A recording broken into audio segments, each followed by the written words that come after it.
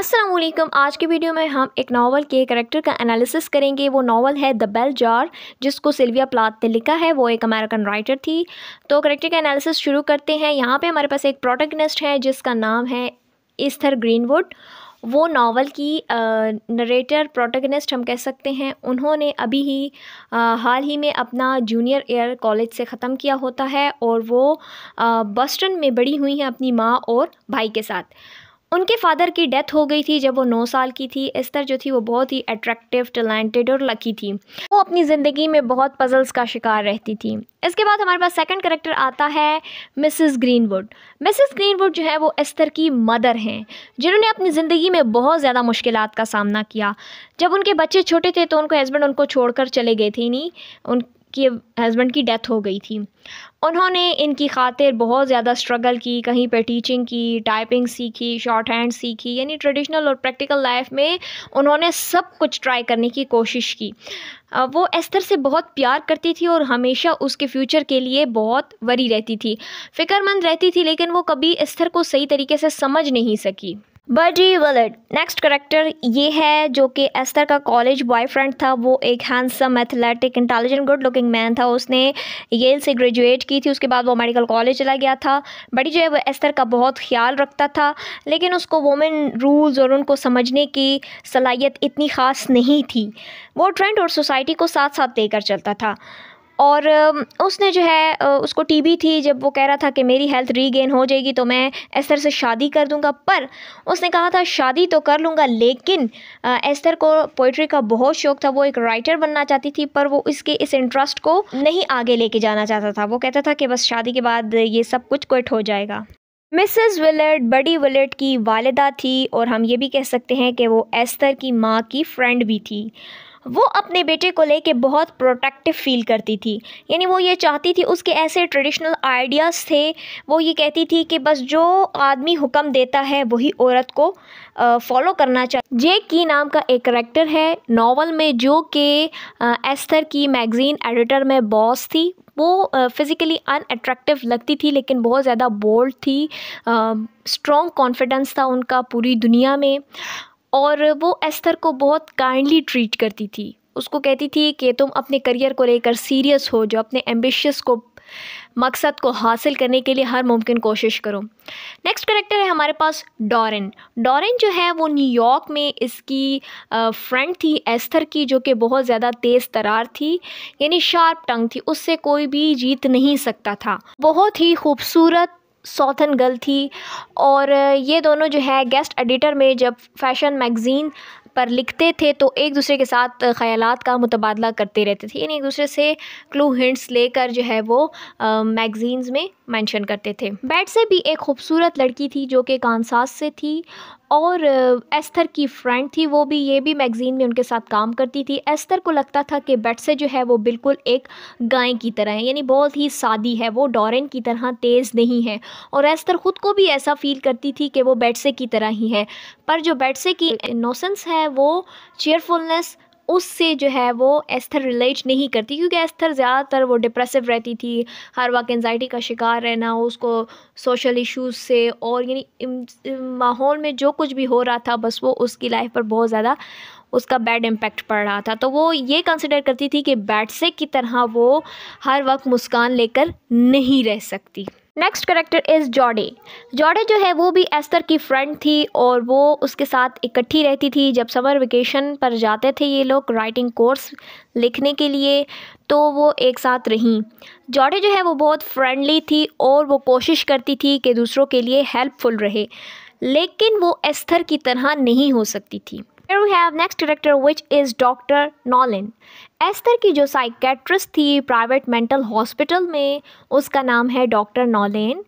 Esther जो है वो उसको डॉक्टर नॉलेन से बहुत मोहब्बत थी, और वो उस पर ट्रस्ट करती थी, क्योंकि एक वही डॉक्टर थी जिसने इसको सरोगेट मदर की तरह समझा और उसके साथ काइंड रही। इसकी जितनी भी प्रोग्रेस थी मेंटली, वो सब कुछ डॉक्टर नॉलेन के थ्रू ही होती रही। उसने एस्थर की अनयूजुअल थिंकिंग को ख़त्म करने की कोशिश की है। जॉन गिलिंग ये कंपेनियन थी, एस्थर की साथी थी मेंटल हॉस्पिटल में। वो एक लंबी ऊंची खूबसूरत औरत थी। जॉन जो थी वो एस्थर से कॉलेज में 1 साल बड़ी थी, यानी 1 ईयर ऊपर था इसका। और एस्थर उसके साथ सोशल और एथलेटिक सक्सेस में इकट्ठी रही। जॉन जो है वो एक दफ़ा बड़ी के साथ, यानी जो कि एस्थर का बॉयफ्रेंड था, उसके साथ डेट पर भी गई थी। डॉक्टर गॉर्डन ये एस्थर का पहला साइकेट्रिस्ट था जिस पर एस्थर को ट्रस्ट नहीं था। वो बहुत गुड लुकिंग मैन था और उसकी फैमिली बड़ी अट्रैक्टिव थी, लेकिन एस्थर का यकीन था कि ये मतलब मुझे ट्रीट नहीं कर सकता। वो एस्थर की हेल्प नहीं कर सकता था कि किस तरह से उसको मेंटली और फिज़िकली स्ट्रांग होना चाहिए और किस तरह उसकी काउंसलिंग के बाद या उसको कैसी थेरेपीज़ दी जाएँ जिसके बाद वो मेंटली जो है वो ठीक हो सकेगी, उस पर इस तरह के दौरे नहीं आएंगे जिस तरह वो बिहेव करती थी। तो एस्थर को अपना ये डॉक्टर, ये साइकेट्रिस्ट पसंद नहीं था। एरविन एक ऐसा करैक्टर है जो कि लंबा, खूबसूरत, समझदार और होमली मैथ प्रोफेसर था हार्वर्ड में, और वो एस्थर का पहला लवर था। वो बहुत ही सेडक्टिव इंसान था जो कि किसी भी चीज़ का रिस्पॉन्सिबल और केयरिंग नहीं होता था, रिलेशन रखकर छोड़ देता था। नॉवल में एक करेक्टर ऐसा भी आया जिसका नाम मार्को है, जो कि लंबा और डार्क लेकिन वेल्ड्रेस। वो जो है एस्थर को कंट्री क्लब पे डेट पे लेके जा रहा था, और मार्को जो था वो बहुत ही डैशिंग सेल्फ कॉन्फिडेंस को शो करता था, लेकिन वो औरतों से नफ़रत करता था। वो ये यकीन करता था कि सारी औरतें जो हैं वो इसी तरह बेसलीका होती हैं, फाहिशा होती हैं, यानी बदतमीज़ होती हैं। स्लट्स को हम बहुत से सेंसेस में ले सकते हैं। कॉन्स्टेंटिन वो यूएन का इंटरप्रेटर था जो कि एस्थर को डेट पर लेकर गया। बहुत ही हैंडसम, समझदार और एकम्प्लिश मैन था।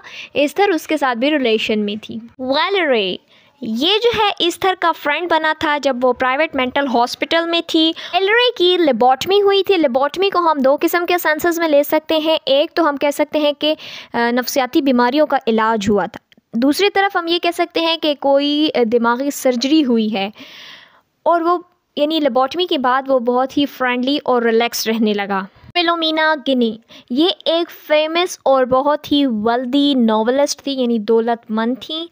उन्होंने एस्थर को स्कॉलरशिप दिया था कि वो कॉलेज को अटेंड करें, और उसकी फ़ीस देती थी। वहाँ पर एस्थर को स्टे कराया उन्होंने मेंटल हॉस्पिटल में, वहाँ पर भी पेमेंट की। वो बहुत सखी और कामयाब तरीन औरत थी। एरिक जो है वो एस्थर का एक पुराना साथी था जिसके साथ वो बहुत ही ओपनली कन्वर्सेशन करती थी। वो साउथन में प्रेप स्कूल बॉय था, और वो जो है मतलब इतना ज़्यादा अच्छा नहीं था, उसको लड़कियों में बहुत ज़्यादा इंटरेस्ट था और वो प्रोस्टिट्यूट के पीछे भी जाया करता था। तवाइफ के साथ रिलेशन में रहता था। नेक्स्ट करेक्टर इज़ लेनी शिफर्ड। ये जो है वो डॉरेन का लवर था, या फिर हम कह सकते हैं डॉरेन को उसमें बहुत इंटरेस्ट था। लेनी न्यूयॉर्क का डीजी था और वो बहुत ही ओल्डर मैन था।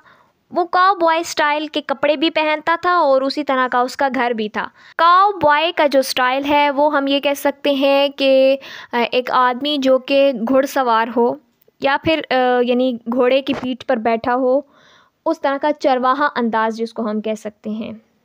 तो अक्सर वेस्टर्न यूएस में या फिर हम कह सकते हैं नॉवेल्स में इन चीज़ का ज़्यादातर जिक्र होता है। डूडू कॉनवे जो है वो ग्रीनवुड की नेबर थी, पड़ोसी थे। डोडो जो थी वो एक कैथोलिक वोमेन थी, उसके 6 बच्चे थे और 7th उसका होने वाला था, ये she was pregnant during the novel. और वो अनकन्वेंशनली रहती थी, लेकिन हर कोई उसको पसंद करता था। तो ये थे करैक्टर का एनालिसिस। इंशाल्लाह अगली वीडियो में कंप्लीट नॉवेल का सिनॉप्सिस बताऊंगी। तब तक के लिए अपना बहुत सारा ख्याल रखें। इन द नेक्स्ट लेक्चर, अल्लाह हाफिज़।